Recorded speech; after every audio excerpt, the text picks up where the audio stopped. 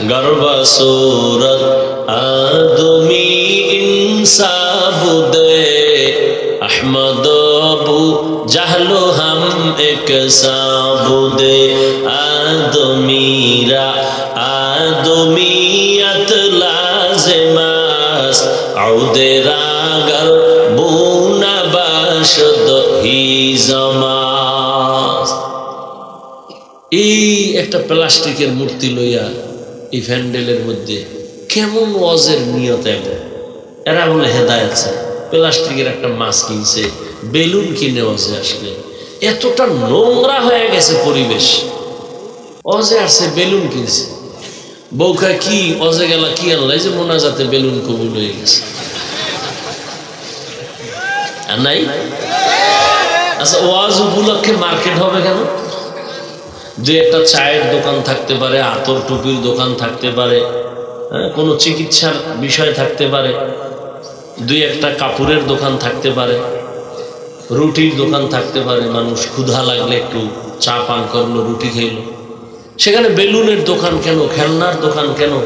আর সেই দোকানের মধ্যে আবার মেয়েরা ঢুকবে কেন, যুবক ঢুকবে কেন? তো এটা বেহেশতের বাজার, ওটা জাহান্নামের বাজার। এখানে বসলে গুনাহ মাফ, আর ওখানে ঢুকলে কবিরা গুনাহ হচ্ছে। তো ওই কবিরা গুনার দায়ভার কারা নেবে? কাকে বলবো? সব জায়গার হালাত বড় খারাপ। খুব একটু খেয়াল করেন, আপনি পিছে যান কেন? আপনি আকাম কাম করেননি? বাচ্চা কানতেছে, একটা পুতুল লয়ে গেছে বাচ্চার কান্না থামানোর জন্য। আমরা হুজুরেরা তো কোনোদিন পুতুল কিনি নাই, আমাকে বাচ্চারা কাঁদে না, কোনোদিন তো পুতুল দিনে। আপনার কপালটা এত খারাপ কেন?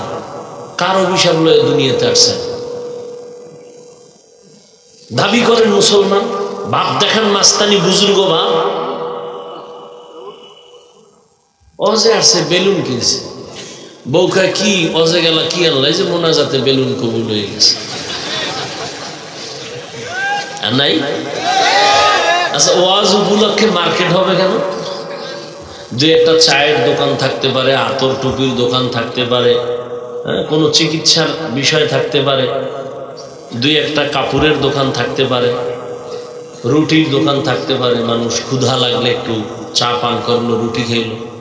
সেখানে বেলুনের দোকান কেন, খেলনার দোকান কেন? আর সেই দোকানের মধ্যে আবার মেয়েরা ঢুকবে কেন, যুবক ঢুকবে কেন? তো এটা বেহেশতের বাজার, ওটা জাহান্নামের বাজার। এখানে বসলে গুনাহ মাফ, আর ওখানে ঢুকলে কবিরা গুনাহ হচ্ছে। তো ওই কবিরা গুনার দায়ভার কারা নেবে? শুধু এখানে না, সব জায়গায় হালাল। কেন ওয়াজের পরে এই ওয়াজের প্যান্ডেলের পাশে দোকান হবে বেলুনের, খেলনার দোকান? কারণ কি? কি হচ্ছে এগুলো সারা দেশে? কে বলবে এই কথা? জাতির কপাল এত খারাপ, প্রয়োজনে বক্তা বাদ দিবে, আকাম বাদ দিবে না। আল্লাহ হেদায়েত দান করুন। বলবে বক্তা বাদ দাও, যে আকাম বাদ দেওয়া যাবে না।